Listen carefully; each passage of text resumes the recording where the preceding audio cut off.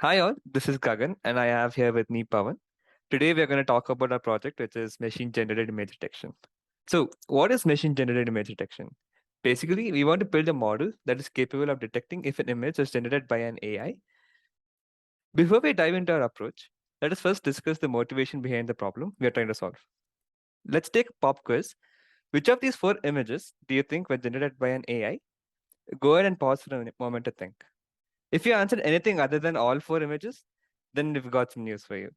All of these images were generated by the state-of-the-art model called Stable Diffusion. Basically, Stable Diffusion model can take a prompt such as a dog on a table or a cat on a bed, and it will generate the image that you see over here. As you can see, that the state-of-the-art models are capable of generating images that are deceptively close to the real images. These models can be used to mass-produce fake images with some malicious intent. This is a real problem, as we could given prompts that can generate deep fakes, or say, for example, a prompt such as a car crash, and we could generate an image that can be used to scam an insurance provider. To tackle this problem at scale, we need a model that is capable of detecting images that are generated by such models. So let's take a look at related work.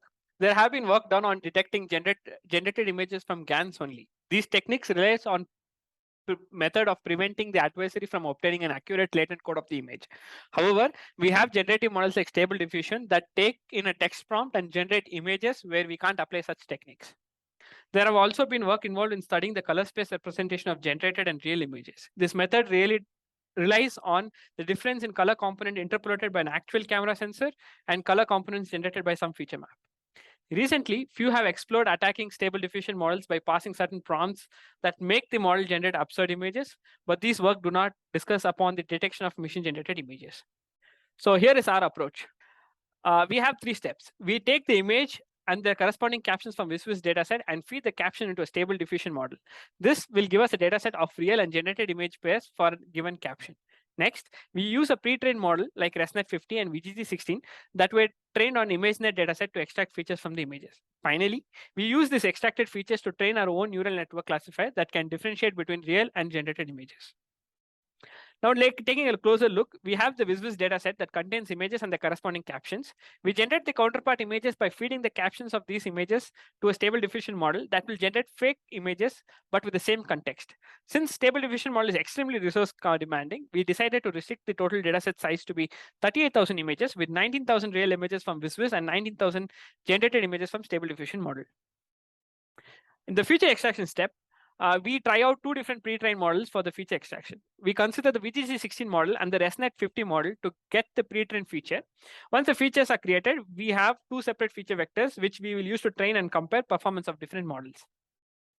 For the classifier, we have considered 5 different model architectures. We train each of these model 5 architectures with 2 different input feature vectors extracted from VGG16 and ResNet 50 respectively.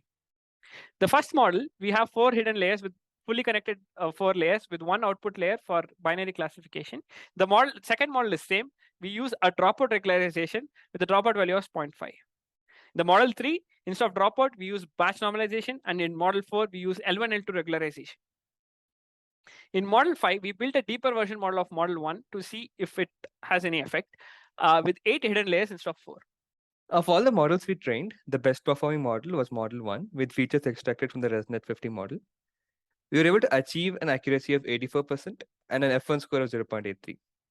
Here are the accuracy and loss curves during the model training and the confusion metrics on the test set.